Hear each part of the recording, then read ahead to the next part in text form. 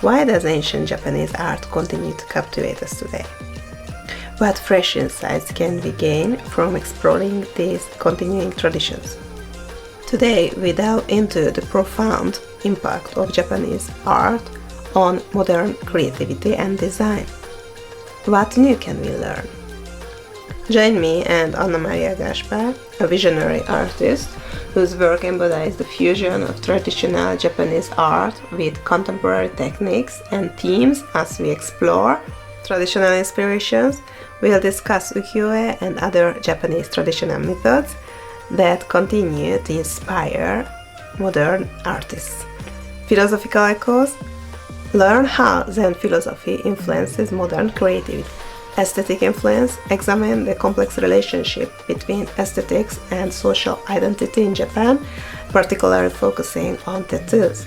Anna Maria Gaspar integrates the timeless beauty and discipline of ancient practices with modern artistic expressions, creating pieces that challenge and redefine perceptions of art.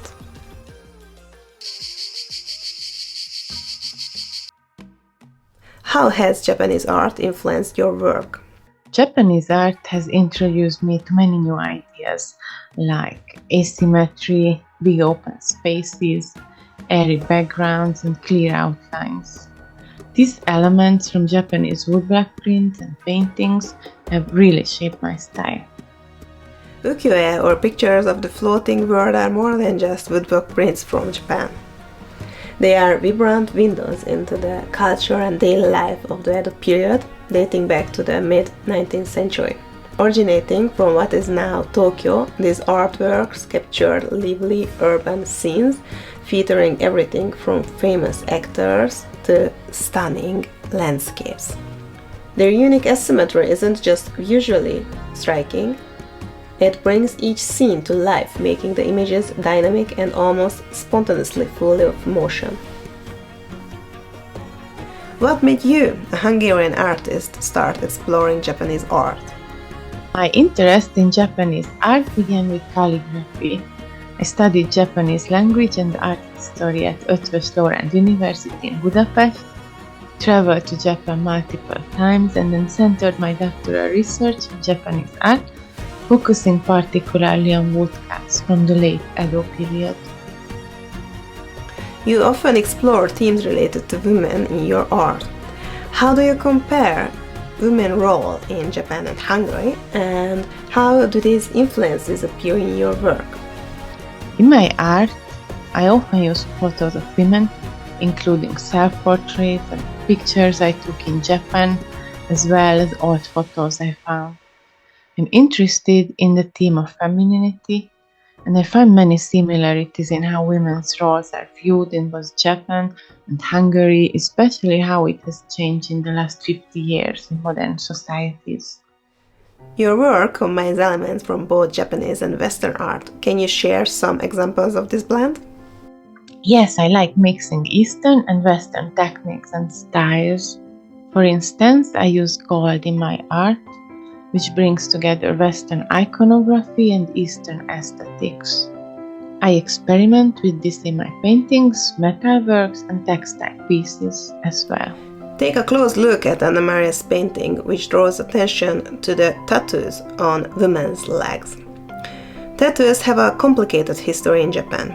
Despite being popular today globally, in Japan they can prevent entry into public baths due to their association with the Yakuza, Japan's traditional mafia. This rule often extends to foreigners with tattoos, even though they aren't associated with the Yakuza. Interestingly, in the Edo period, it wasn't criminals, but rather brave firefighters who bore tattoos, known as irezumi. These were symbols of courage and strength. It's interesting to see how much cultural perceptions of tattoos have shifted over time. You use various painting techniques such as oil and metallic powders. Can you explain more about these techniques? One of the key experiences I had was at the Rimpa art exhibition in Japan. It inspired me to use the gold leaf technique, which I later adapted using industrial materials to create something unique. The Rinpa school, which emerged in 17th century Kyoto, renowned for its striking use of vivid colors, gold and silver relief, creating artwork that still captivates viewers today.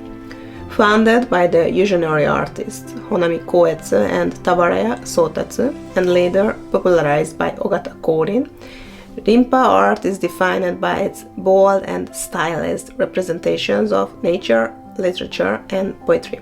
While it began in Kyoto, Rinpa's influence soon reached Edo, shaping the art, ceramics, and textiles of the Edo period by blending with the dynamic taste of the capital's bustling culture.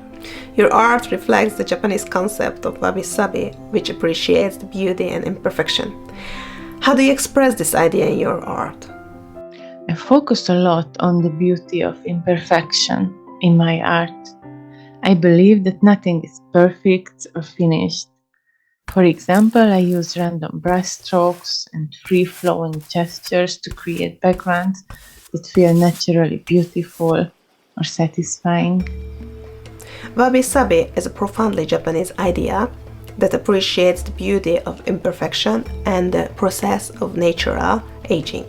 It teaches us to find elegance in the flaws, a crooked cup, an uneven glaze, or an old, weathered table, each marking the passage of time and the touch of human hands.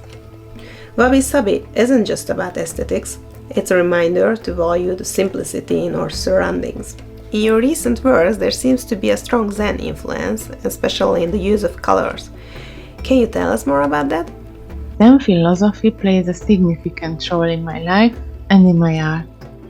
It emphasized that the act of creating is more important than the final piece. This influence has led me to adopt a simpler style too, using mostly monochrome or single color schemes, much like traditional Zen paintings.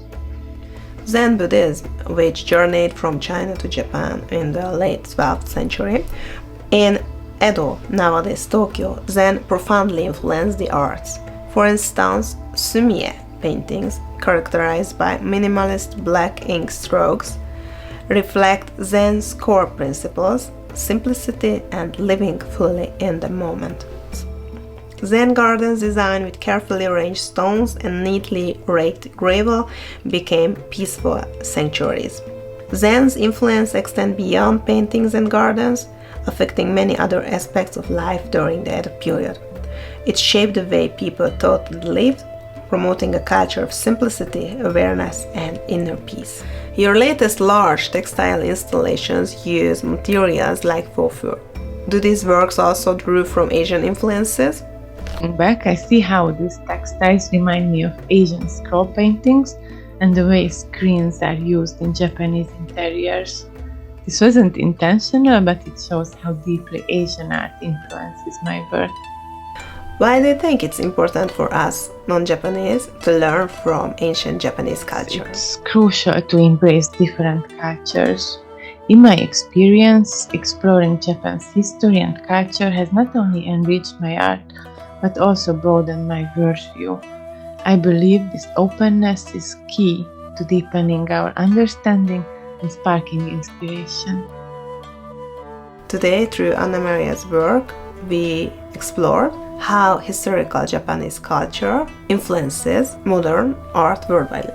To learn more about this captivating era, don't forget to subscribe. And to learn more about Anna Maria's art, please check the video description.